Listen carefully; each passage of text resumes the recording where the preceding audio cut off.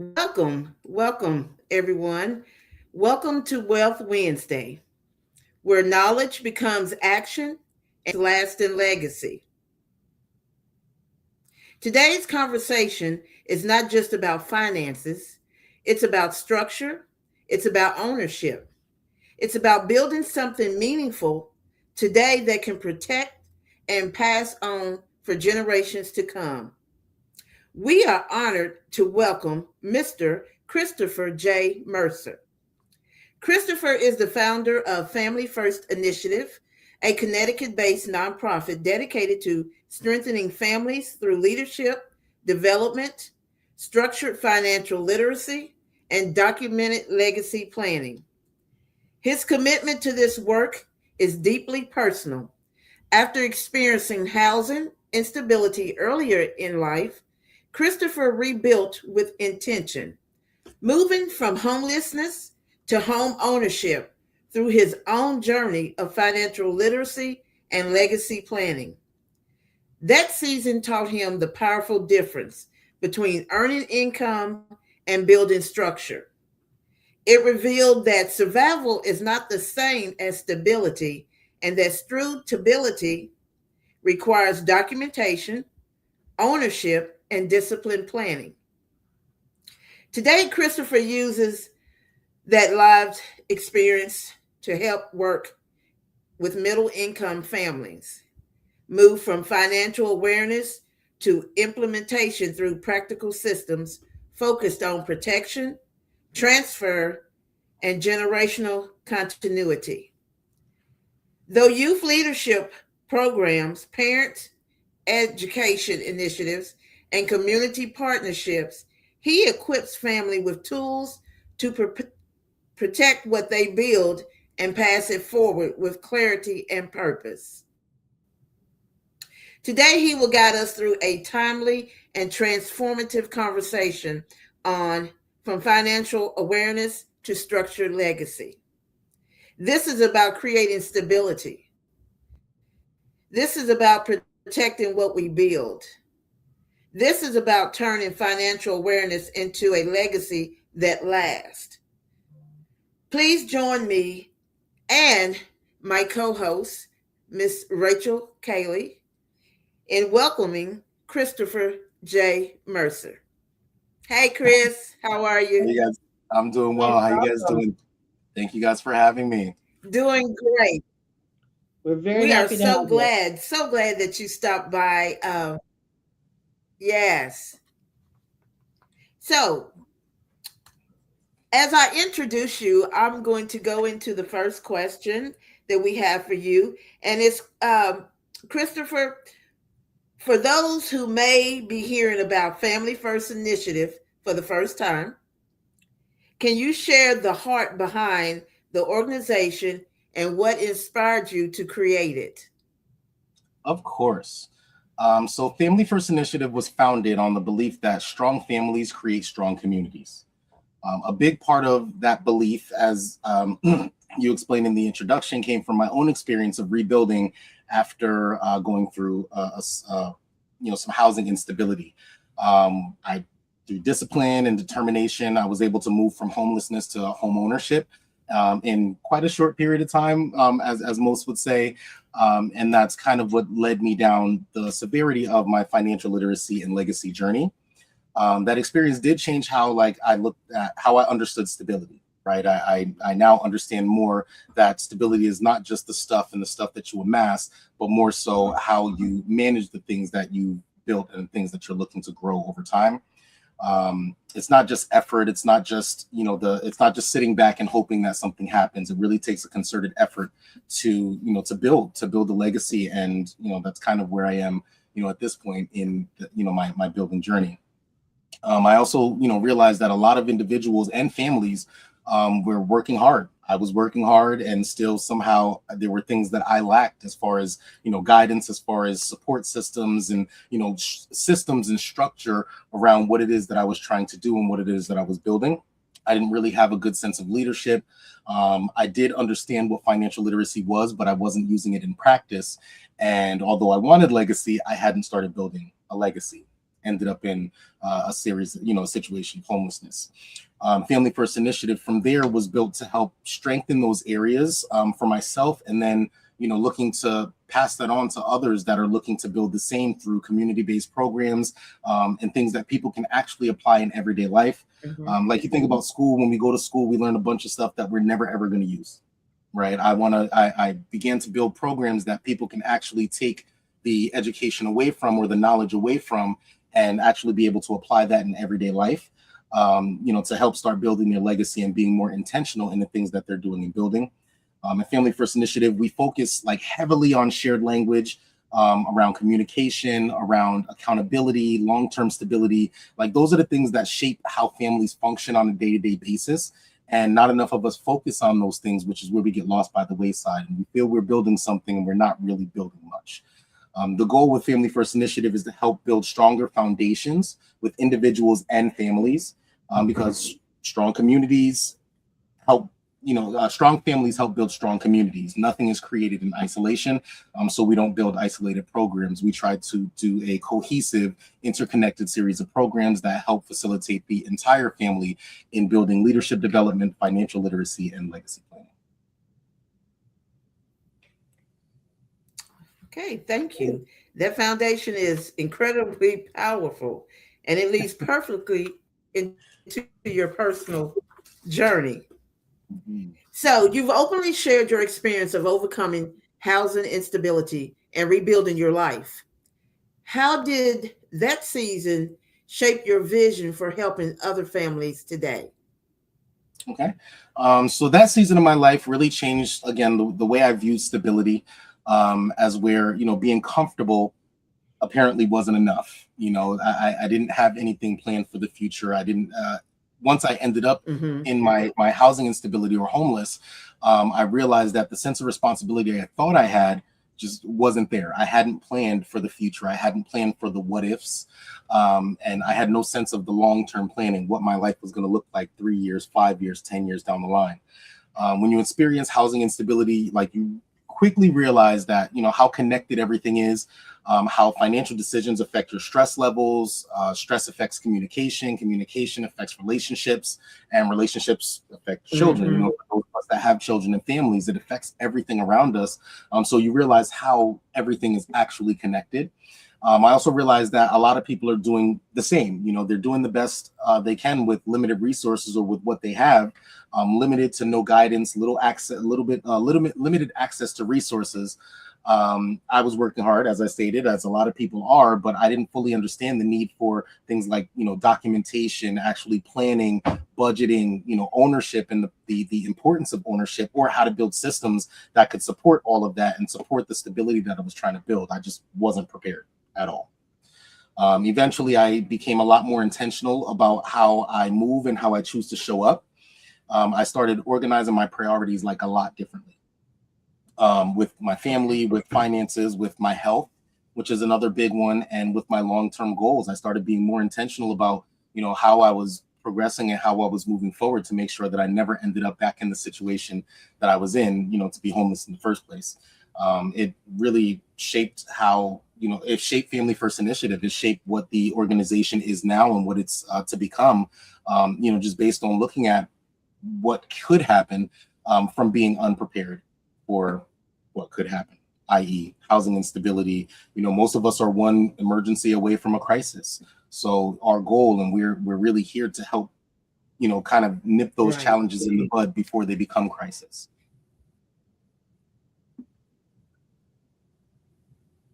Great. Yeah, often our greatest challenges become the blueprint for our purpose. So I totally agree and understand. Uh, so defining strong families. After I ask this question, I'll let Miss Rachel proceed with some questions as well. So defining strong families. Your philosophy says strong families create strong communities. What does a strong family look like in today's world from your perspective? Okay, thanks for asking. To me, a strong family is built on one, effective communication, consistency, accountability, shared responsibility, Everyone within a household or within the families that we build really needs to be held accountable and hold themselves accountable and hold others accountable. I think that's a big portion of it. And again, that comes with, effective communication. It's about creating an environment where people feel supported, where people feel connected to something larger than themselves, where they don't feel like they're an island in the midst of a bunch of other land.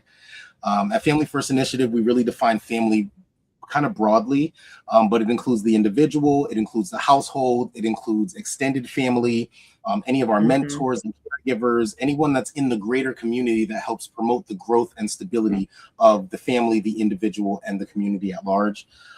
That philosophy is kind of what is reflected in our logo. If you can kind of see behind me here, our logo is a series of concentric rings with the leaf on the outer rim.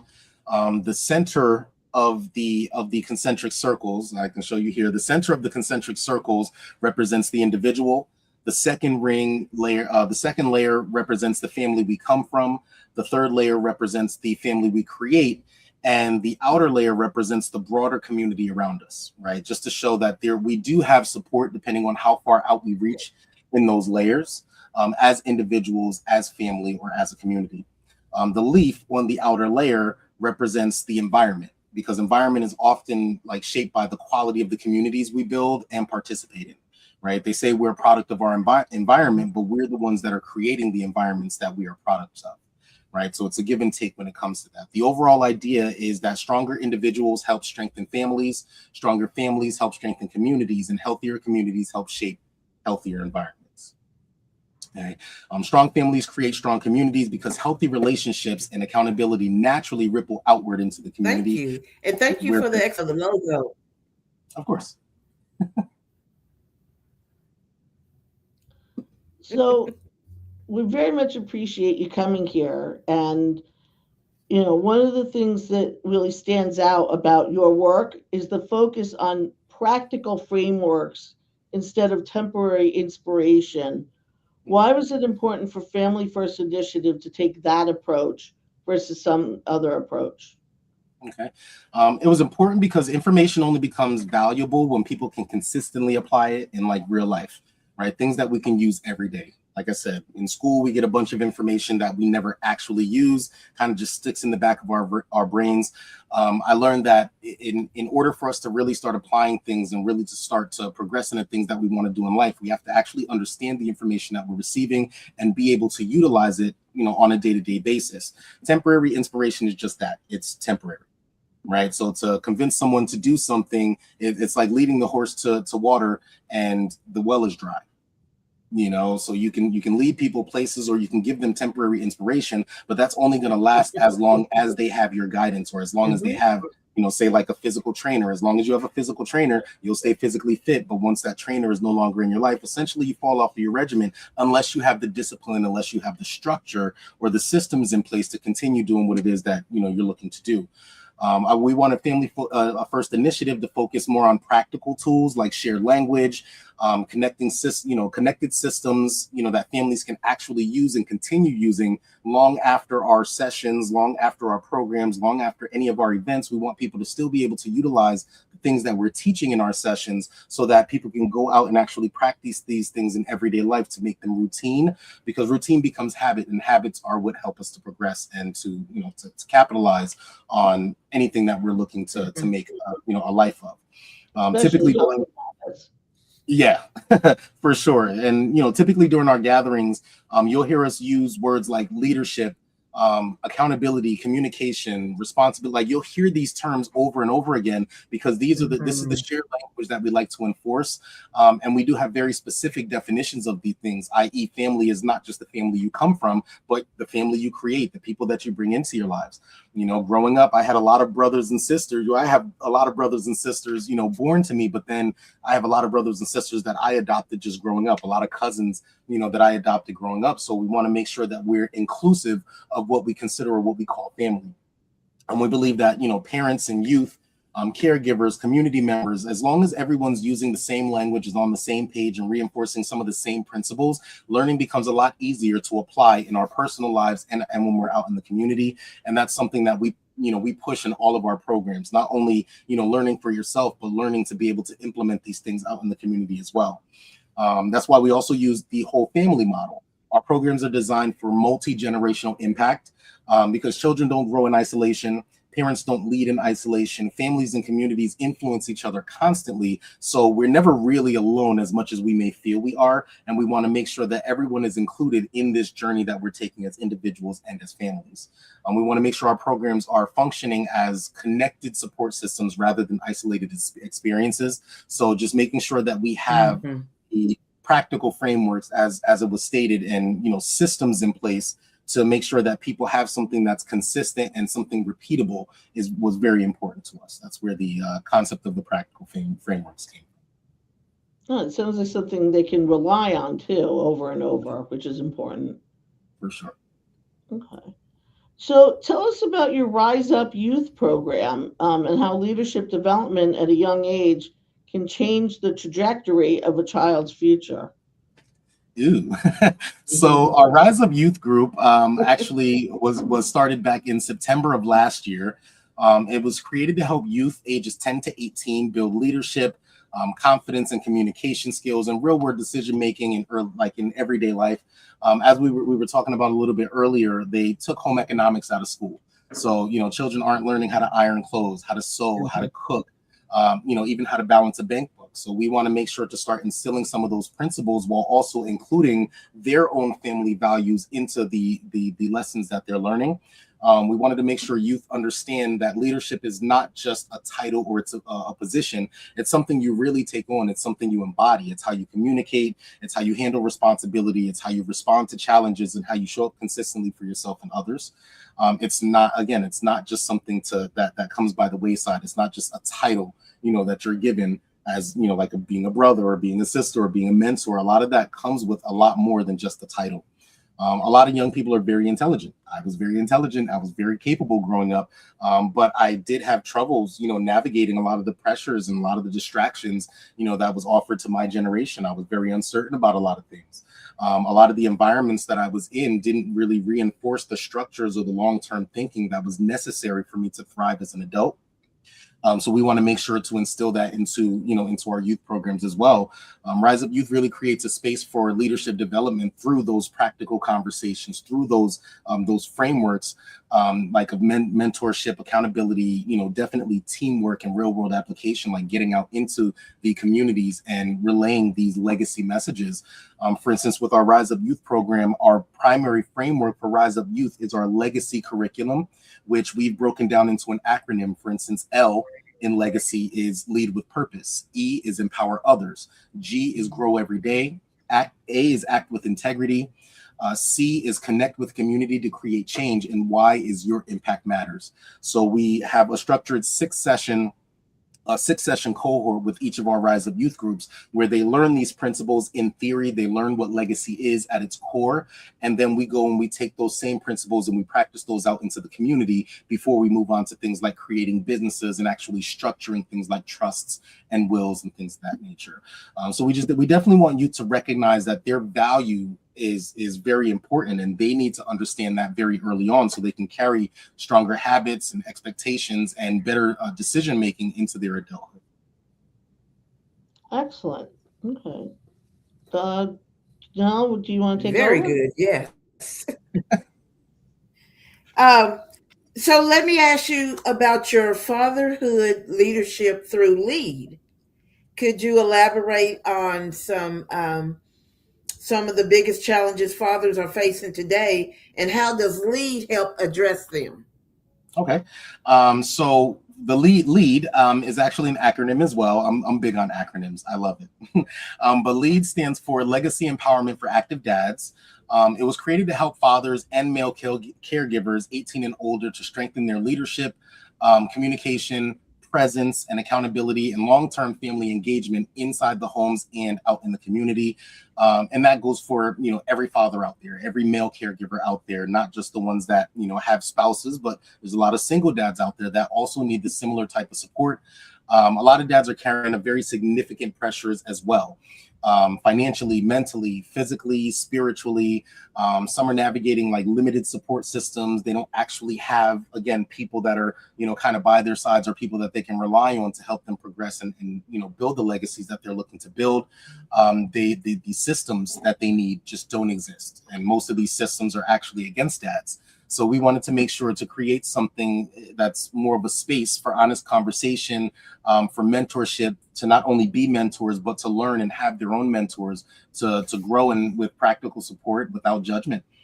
For us to be able to sit in rooms with one another without feeling like anyone is above or below us, feeling like that we're equals and we're finally heard for once. As dads, it's like the Father's Day thing. We always get ties or socks, where the moms get the roses and the diamonds and everything else. I wanted to create a space for dads to feel just as important and just as special, without feeling like they're being judged by either their children or their other halves, or even some of their peers. We believe that fathers don't need to be perfect. I am the furthest from perfect, right? I just feel like dads need support. We need access to tools that help us build our legacy and long-term stability, and that starts with understanding what those things actually are. And for us, the goal is to help fathers strengthen themselves while also strengthening the environments that their children and their families are growing up in.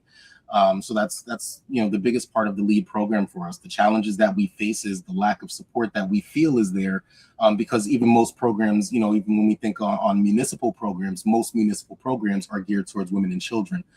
We wanted to make sure that there was something, for dads to be able to step into their own role and understand what their responsibilities were within the home and out in the communities. Very well done. And while fathers do play a vital role, I do agree with that. Mothers are equally central to the family's strength. And I see where I read up on some of your programs, you also have a Dream Mom initiative. Do you care to elaborate a little bit on your Dream Mom initiative? Sure. Dream Moms is actually is a companion program to our LEAD program.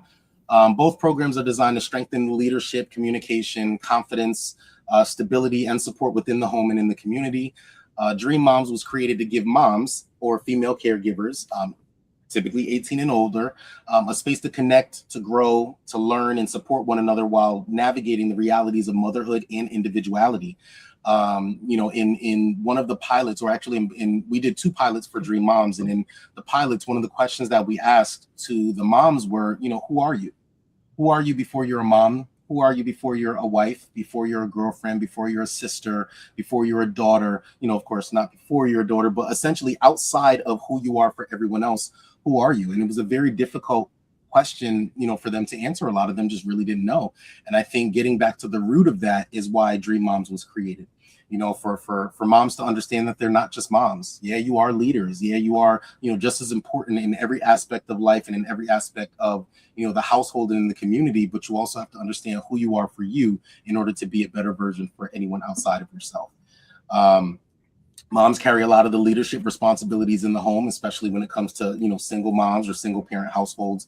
They do a lot of the logistics for the household, a lot of the finances, a lot of the leadership responsibilities fall on the moms in the households. And a lot of times they're doing all of that while still trying to support, everyone around them, their children, their cousins, their best friends. You guys carry a lot on your shoulders. And we wanted to make sure that we created a space that you guys can actually share what it is that you guys deal with in a space where you have common ground with other women who are dealing with the same in different age ranges. Even with our pilots, the first pilot we did, we had women in there, moms in there from 25 to 70, I think was the wisest person in the room. Wow. And just to see that, there were a lot of common and shared experiences that, they had gone through or that they were going through in real time. But also to see that there was such a divide in, the traditional parenting of motherhood and the current what motherhood has become, or the challenges that are faced by moms. We wanted to make sure to create a space that that community connection is real and can be fostered in a space that is outside of being everything for everyone else. When moms feel more supported, when they feel more confident, when they feel more connected, and they're better equipped, with the tools that they need in order to thrive and build their legacies, then they're better for their families, they're better for their communities, they're better than to be something or whatever they are for anyone else, whether it's a mom, a sister, a daughter. Again, you have to show up for yourself first. And I think it was Cat Williams that said, you got to be there. You got to take care of your star player first. And especially when it comes to moms, a lot of times they're too busy taking care of everyone else. And that star player doesn't get, much recognition. So we want to create a program to make sure that the moms are recognized and feel supported in an environment that is specifically built for them. Oh, great. We appreciate you and your programs. Rachel, I'll let you go on because another major pillar of family stability is financial literacy, and that is Rachel's expertise. So you want to go ahead with the next couple of questions? Sure, absolutely. So, one of the things that I've talked about on this podcast and elsewhere is the importance of starting financial literacy at a young age. And by young age, I don't mean 18, I mean young age like 3, 4, 5, 6 years old. Can you tell us Mhm. a little bit about, Mhm. what Family First does in terms of teaching financial literacy at different stages of a person's life? Because Of it's not course. taught the same to a 6 year old as it would be to an 18-year-old or an older adult. All right. So we our primary or our primary curriculum is based on a program called FLAG. The program FLAG actually stands for Financial Literacy for Accelerated Growth. We created that to help individuals and families, the entire family from 0 to 100 plus, to become more financially literate through responsible planning and long-term stability, right? A lot of people understand pieces of financial literacy. A lot of people are given things like, as kids, we're given coins, and we learn what coins are, we learn what dollar bills are, we learn different denominations, but most of us were never shown how to apply these things consistently in everyday life and at home outside of consumer transactions, outside of spending money or making money. We focus on these practical principles early. So again, every age range we try to facilitate via this FLAG curriculum built into each of the other programs that we have. So LEAD has FLAG built into it. Dream Moms has FLAG built into it. Rise Up Youth has FLAG built into it, because it's very important for people to understand where they stand financially and how they are to make it to wherever they're looking to go financially. We focus on budgeting, saving, credit awareness, and how it affects the overall financial growth, and how access to these things a lot of times is multi-factored, right? So a lot of times you don't get access to higher amounts of capital unless you get a better paying job or you have a high credit score. We focus on goal setting, investing, ownership, open communication around money. Again, growing up, we didn't really talk about money much around the dinner table, and I wanted to make sure to create a space where talking about money was a little bit more comfortable, whether we have it in abundance or not. As long as we start having the understanding of our finances, it's easier for us to build on that foundation. Understanding like the differences between income and stability. Income is one thing, but it doesn't necessarily mean because you have an income that you're stable. We also reinforce shared financial Mhm. language. So conversations around money become a lot more clearer and a lot more consistent within the household and across generations. Financial literacy takes it affects nearly every part of life, similar to, the sheer stability of, planning and planning forward. It affects your stress levels. If you don't have enough money, you're stressed. If you have, the more money you have, essentially the less stress you have. It doesn't mean that you're happy, but essentially you're a little less stressed about, where your next meal is coming from.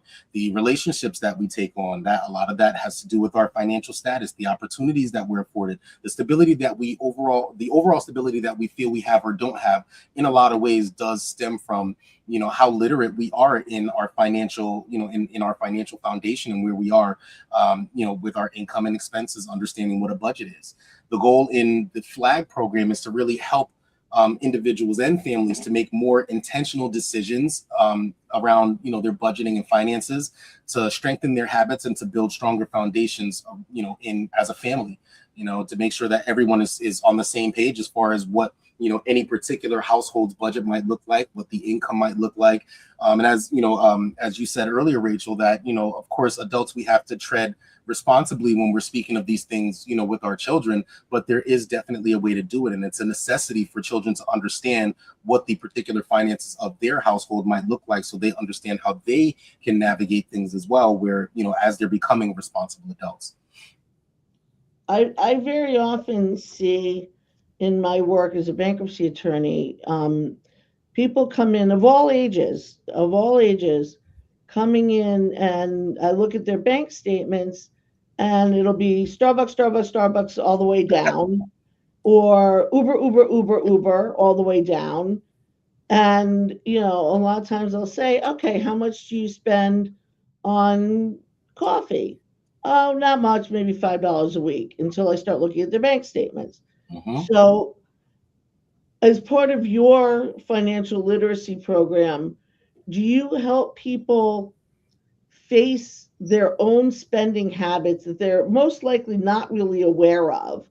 A lot of times people will spend money on things like Starbucks without even being aware of how much they're really doing that. Right. And is that part of your accountability? Yes. So we actually start with the accountability. We personally don't dive into people's finances, but we do force them to look in the mirror of their own finances. What is it that you're saving? Do you have an emergency fund? Do you have anything in case of, you blow a tire, you need to get an oil change, you need an unexpected hospital visit. So we make them, look at their finances, look at their spending habits. What is it that you're spending money on? Could that money be spent elsewhere? If you're spending $3 to $5 on a single coffee, could you spend $5 and get an entire can of coffee from Stop and Shop or the grocery store and make your coffee at home and put it in a thermos? Can you make your lunch at home? The things that you're spending money on, are those things really necessities? We make them assess those things as well. We actually have the what we call the $1,000 activity. Mm-hmm. Where we make them actually break down $1,000 over the course of, whether it's rent, whether it's an unexpected expense, whether it's gas in your car, whether it's eating out during the week, or whether you're buying your own meals for home. So yeah, we make them face the reality of what their expenses look like versus what their income looks like. Because a lot of times we're spending money on things that are just unnecessary. And even if they may feel that they're a necessity or something that might be a vice of theirs, like coffee, for instance, you can still have your coffee, but you can do it at a much more convenient and less expensive, in a much more convenient and less expensive way. You can, again, buy a can of coffee from the grocery store as opposed to going to Dunkin' Donuts every day. They have Dunkin' Donuts coffee in the grocery store. Buy that instead of going to Dunkin' Donuts every day. Save yourself the additional money. Your own hot water, because you really pay for hot water. That's right. Yeah, no, that's excellent that you make people really accountable for what they're spending, because a lot of times people are just not aware, and they'll say, oh, I can't pay for this, I can't pay for that. And I was like, well, funny you can afford cigarettes, funny you can afford sneakers that are $300. Right. We used to do this with my oh, go ahead, I'm sorry, I didn't mean to I was gonna say with my kids, especially my oldest daughter, she's 17 now. But growing up, I used to kind of give her those decisions. We would go to buy a pair of sneakers. And of course, all of her friends have the $150, $200 sneakers. And she was met with a choice. You can have those sneakers, or, I don't know if you guys remember Payless. We can go to Payless or Shoe Depot, and you can get 5 pairs of sneakers, and those pair light up. She would always choose to get the 3, 4, 5 pairs of sneakers as opposed to the one pair of sneakers, because for her, it wasn't about fashion. It was about understanding the value of quantity over quality in this instance. Mm-hmm. And I think that's something that's very big, especially for this current generation of kids that are in elementary and high school, to understand that, sometimes there's a really fine line between quality and quantity, depending on what the consumable is. And a lot of times, those $50 sneakers, those $70 sneakers are just as comfortable as those $150 sneakers without the Jordan name brand on it. Sometimes getting a pair of those is going to last you 4 or 5 years, as opposed to the pair of Jordans that you either only going to wear once because you don't want to mess them up, or you wear and then they get scuffed or they get a mark on them, and now you don't feel like you can wear them in front of your friends because they'll pick on you. It reminds me of that line in the Billy Joel song, "You get more mileage from a cheap pair of sneakers." That's a fact. Yeah. That's a fact. I can't remember the last time I spent more than $80 on a pair of sneakers. Can't do it. Yeah, it's I'm thrilled to hear that that's how you take this initiative with your programs. That's fabulous because it's the hardest thing to do is to face your own finances. Right. Hmm. What am I Wow. really spending it on? And I'm it's great that you're doing that with your programs. Thank you. That's great. Janelle, do you have other questions? Let's see. I have a couple of more. I'm just so enthused over all the programs that you have. One is the legacy and family storytelling through Trio.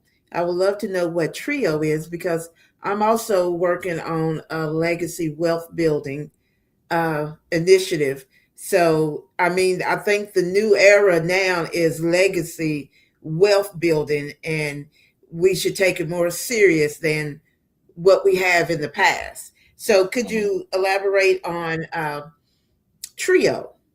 Of course. So again, back to the acronyms. TRIO is the Reading Inspiration and Outreach Series, because in literature is or literacy is not just a financial thing. Literacy through through oration and oratory means being passed down generation to generation is also very important, especially when we think about heritage and we think about generational or multi-generational information. A lot of that was passed down by our orators. A lot of our history is a lot of the real history is passed down through the orators or the people that actually had those lived experiences. So Trio focuses on preserving those family stories, the experiences, the values, and the lessons Mm, that often get lost when families are constantly just like moving through, just moving at the speed of life, right? However fast that is for any individual okay. family.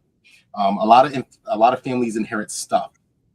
If someone passes on, they pass down a home. You get the old photo album. You get financial burden in cases where legacy isn't properly structured.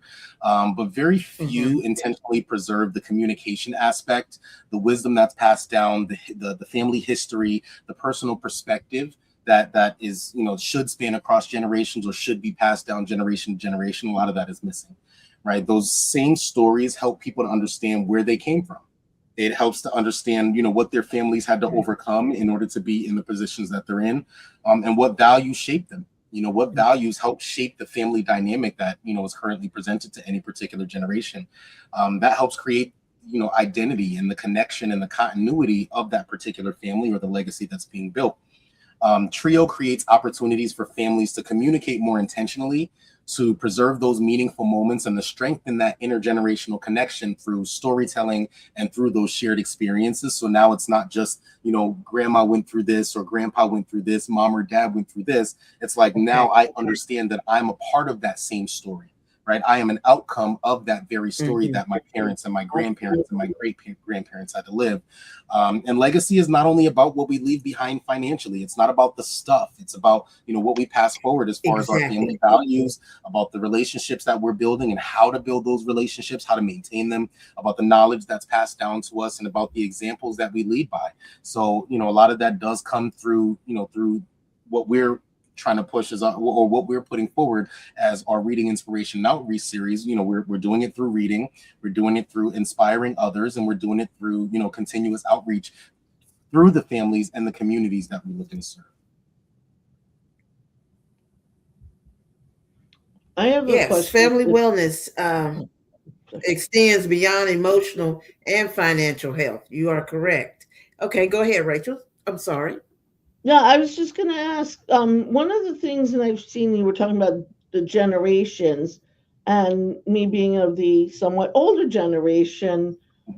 I see a lot of young people, and I have a son who's 21, so I see it with him and his friends, and some of the other younger people I see is their complete reliance on technology Mm-hmm. as part of their Come here. finances. And with Mm-hmm. that, they don't necessarily like they don't get paper bank statements. They don't balance checkbooks anymore. Everything's done online. They don't Right. hold money in their hands. Nothing's paid by cash. Everything is paid by their Apple Watch, Right. their payphone, their tap this and insert that, and and let me call Uber by my phone. And Right. they never see the physical money that Right. changes hands. Right. Whereas my generation and upwards, and I'll just disclose I'm 58, so my generation and upwards, we paid by cash, Right. or you wrote a check. Mhm. That was it. I mean, you used some credit card, but I think that one of the biggest issues, and I'd love for you to touch on this with your programs, is that younger people in general, I would say 40 and under, don't know what cash is. They don't understand the value of paying by cash for certain things, Mhm. and they never see the money. It gets transferred electronically, and it goes from the bank to the Uber to the Starbucks to whatever, and it's not real to them. What Right. they spend is not real. And is that part of something you teach in your program? Because it's the way of the future, and I understand that, but it's I think compounds the problem of poor spending habits. Agreed. So yes, it is something that we also instill into our programs, especially for the younger generation. We like to make sure that they understand, with everything becoming digitized, things are much less tangible, right? It's you're less likely to keep track of your spending if you don't actually see what you're spending. Again, I grew up with physical cash as well. I grew up with dollar bills. I grew up with actual tangible money. But with the current generation, all of their stuff is digital. It's either, like you said, on their phone, or it's on a debit or a bank card of some sort. So instead of trying to force them into traditional ways, because things are changing, and essentially being a little older, we kind of have to adapt to the way the world is going. We try to find a happy medium. So as much as they have their digital foundation, or what they use, we try to make sure that they still have a very keen sense of what's going in and what's going out, based on what that would physically take to move that same capital, whether it's consuming or whether it's putting things into a savings account. It's a matter of, okay, if you have this here, let's take that out so you can see what that actually is. You can feel the weight of that, and then we can deposit it, so you can actually understand the exchange of currency, or the flow of currency, as opposed to just spending here. Use Zealot from here, or you Cash App it from here to there. And I understand, 'cause I use a lot of it too. It's very convenient. It It's is. definitely the direction that things are going, but we want to make sure that they understand that, because big thing for me, technology can go away any day, right? They can shut down the Mhm. internet, and what will we do then, right? If they don't understand what it is to have a physical, item that they can trade or transfer or barter with, then they'll be lost in the sauce. Mhm. And I think that's kind of the point from the powers that be, to where the youth will be more reliant on their systems. And it's important to have systems. It's just a matter of being very careful which systems we adopt. And I think for them to understand that having these physical or tangible things exchanging hands is a lot more valuable, and they get a lot more of the knowledge behind, or the wisdom behind, what they're actually transferring. It's similar to assets, right? People can give stuff, which are tangible assets, but along with those tangible assets, we have to transfer the intangible, which is the knowledge behind how to maintain those things. So I think it's a give and take, and we try to meet them in between, to where they have the physical tangible, as well as the intangible, which is the knowledge behind how to actually transfer, and what it is that they're transferring.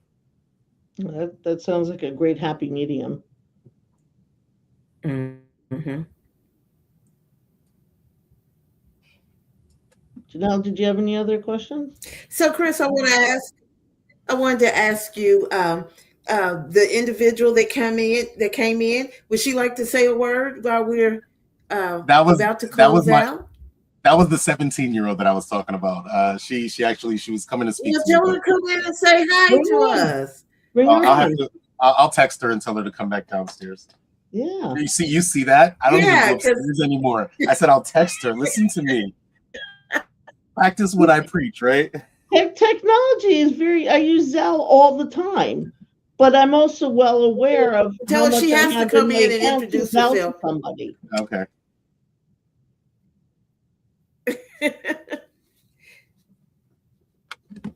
All right, she'll be down in a moment. Okay. Um, while we're waiting for her to come in, I have maybe one more question. Well, no, I don't. I have some more, so we're just gonna have to have you come back. But I want to. What is an interesting fact about Mr. Christopher Mercer? Because I know we Oh. was back in the studio talking, Mhm. and I just want everybody to know what an interesting fact would be about you that nobody knows. Well, they probably know that we don't know. Right there. Hi, So, everybody. Hi, welcome. Hey, how are you? I'm good. My name is Angelique. Very nice to have Well, you Miss on. Angelique, nice to Hello. have you on. Thank you. Your dad is doing some wonderful things, and I know you are proud. Yes, I am. That's excellent. Great. Yeah. Does he so teach you at Well, home you'll what have to he's come teaching back and everyone else? visit What us when we happened? have him on I said, does he again, teach you at home what and he's we'll have teaching everybody else? Definitely. Good. good. so to answer your Great. question, I mean, Well, it was nice knowing, getting to know you. Thank you. Thank you for. I appreciate it. Hope to see you guys again. Come on anytime. Okay. so for people that know me or have actually taken the time to get to know me, or for those I grew up with, I spent a good portion of my childhood and young adulthood as a professional dancer. So I was doing cultural African dance with an organization called Batoto Yetu, which in Swahili means our children. Which again, a lot of that ties into the current legacy that I'm building, because the children are the future. So a lot of what we're doing, especially when it comes to children, comes from the premise and the legacy that I saw the instructor of the dance company building for his own children. He was a refugee from Angola. And actually, the very first performance I did with the organization, I played his role. It was a story about his life and how he migrated here to the States, and I played the role of his younger self. And it helped instill a lot in me, because growing up, especially here in the States, the things that we hear or we learn about Africa, are not always the doesn't always paint Africa in the best light. So to actually, get this information and get this knowledge, these traditions firsthand, from an individual who actually went through these things, and to see, how he built his legacy, on his back, and by incorporating children and by incorporating culture and dance and the arts into what he's doing, it kind of shaped a lot of who I am today. A lot of as far as when we talk about role models, he was one of my biggest male role models growing up, just to see the things that he was doing. And like I said, how I kind of grew up in two different households, the one that we talked about, or where I was able to actually see legacy being built. And then, on the other hand, where it was there, but it wasn't talked about, and it wasn't something that we were necessarily actively pursuing, much less, kind of just getting by or in survival mode. It was a very big influence on a lot of what I'm doing now, as far as putting my 10 toes down to actually build legacy for myself and my family, and to teach others how to do the same. So yes, I was a professional dancer for quite a while, and went to college for dance choreography and vocal entertainment as well. That's absolutely fascinating. Very It's interesting. very Thank you. inspiring. Yes. Rachel, do you have anything else? Um, yeah, so let me ask you this. You're saying how your younger self as doing dancing inspired you with you have this wonderful role model plus your own family. How do you teach, or how do you get across to any adult that they can be a role model for a child, even if they're not their own, even if it's not their own child? And this is kind of where we enforce the shared language, where we actually have to break down what family is. Family comes in many shapes and sizes, many colors, and we start by helping them to understand that it's not just about the family you come from. It's not just about your parents and your children, your cousins. A lot of times it's the people that you adopt into your family, and in that case, if you yourself are structured enough or willing to be a mentor to someone who is younger than you or even your age, then it's very possible. You look at my story alone. I can't say that I had it the worst growing up, but I also didn't have it the best, and even though I did have, a lot of very good influences, I still ended up in situations of homelessness, and I was able to recover from that, just by sticking to the stability, sticking to the literacy or the financial literacy that I myself was learning. I'm still on my journey, as well as, teaching others. I figure it's easier to teach others while I'm on my journey than to have it perfected and, to have people look back and say, oh, I'm trying to teach from, a place where, on a pedestal.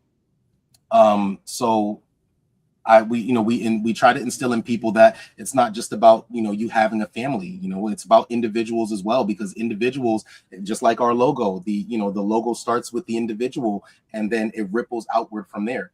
So they become one of those individuals that helps create the ripple that is able to reach and set a foundation for the lives of youth and others in the community. That's fantastic that you do that, and that's a huge part of the leadership that you talk about and help foster. Yes. Yes, Do you absolutely. find it easier to talk about finances or financial literacy with people 18 and younger or people older than 18? I would say 18 and younger, because they don't have their minds made up about what money is for the most part. Hmm. All they know is kind of take money, spend money, right? A lot of us adults, where we kind of have our minds made up based on our experiences with money. At the ages we are, I'm 41, and with the experiences that I've had, with money, I've probably spent way more money than I've ever saved. And when I look back on it, it's actually fairly disappointing. To be able to talk to youth about money and the fact that to kind of catch them while they're young and allow them to learn what money is now, and what these legacy building resources and these tools are, because money is a tool, right? Just like you have a hammer, just like you have a screwdriver, money is just like that. It's just a tool. It's a means to an end, or a means to to take the next step in wherever they're going in their lives. And to be able to capture them younger, they get a much keener understanding. It's like it's harder to teach an old dog new tricks, right? And a To lot of people, allow, especially when they get up there in age, they're more cautious and they're more secretive about talking about their money habits. Like we were talking about earlier, the whole financial habits, and how do we talk about how we spend money, and how do we talk about what we're saving versus how we're budgeting. And when it comes to things like that, the older generation has a harder time hearing about it, because they feel you're talking at them and not to them or with them. With the younger Mhm. generation, they're a lot more willing to learn, as opposed to someone who's even 30 years old. They're much less willing to learn about finances, because they feel like they've got it figured out. But then there are exceptions to the rule, where you have some people who are middle aged or even older that are ready and willing to make a change, or to actually be able to be more intentional about what they're building and about their spending habits. So them, it's a little easier to talk to, but for the most part, I find it where like the 10 to 18s are much easier to talk to, and then those like 18 to 24s that are in that workforce readiness phase. So I would say, yeah, Mhm. about the 10 to 24s are easier to talk to, about money, because they don't have their minds made up about it already.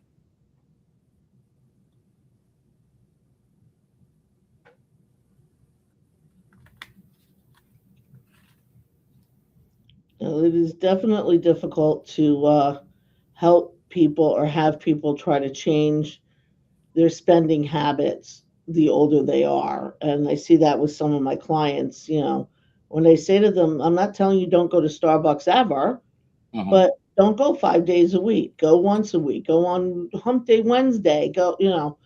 You don't have to give up your little treats, just don't, just try to be aware of how often you're doing that.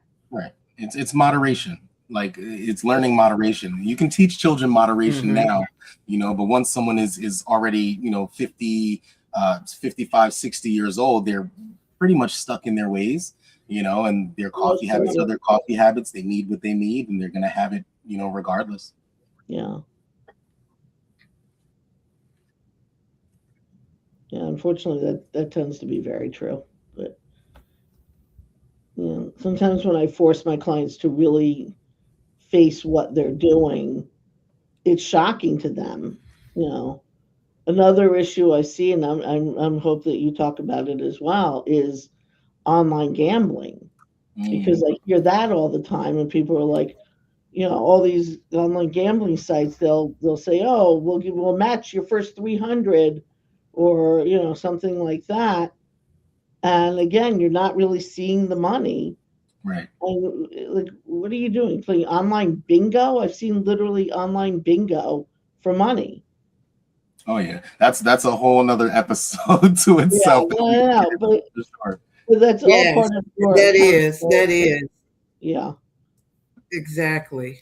Yeah. Yes. Well, guys, I hate to break this up. It's time to wrap up. Production has sent me a message, and I know we're just really getting into the conversation, but I would like to just wrap this up, and we've got about 2 minutes. So, Chris, I would like to know, when people look back on your work and your legacy of Family First Initiative, what do you hope they remember most? And then we'll close it out right after that. So I hope people remember that Family First Initiative helped families to communicate more intentionally, to plan more clearly, to build stronger foundations together. I hope the work that we're doing helps to normalize what it is to be a leader, both individually and in the community, for people to take mutual accountability, both for themselves and to hold others accountable. I hope to normalize financial literacy in our communities, especially urban communities, for health and wellness to be a larger part of the conversations that we're having on a daily basis, and for people to think more long-term about their everyday lives and what it is that they're looking, to pursue as far as their legacies are concerned. I'd really like to know that more children grew up with stronger support systems and healthier examples of leadership, stronger senses of responsibility to themselves, to their families, and their communities. And again, to me, legacy isn't only about what someone leaves behind financially. It's also about what continues through the relationships, through the values, through the habits, through the structure that we're building and examples that we're setting after we're no longer in the room.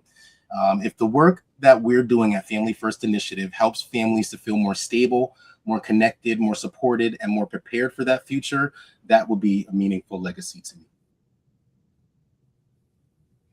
Thank you. Thank you so much. And I did see where production did put your website in the comments, where they can get in touch with you and your IG handles and everything. So that is in the comments. And I want to thank you. I want to thank Rachel. I want to thank Juneteenth NYC for letting us use their platform to share this wonderful, wonderful initiative.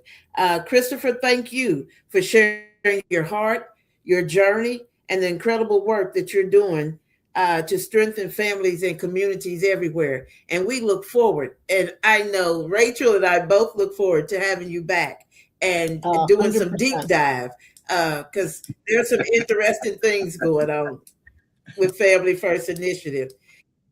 So with all that being said, thank you. Have a blessed day. Have a week on purpose. And we look forward to talking to you more. I appreciate you guys. Thank you for having me. I look forward to speaking with you soon. Yes, please come back again. Of course. Yes. Thank you. Well.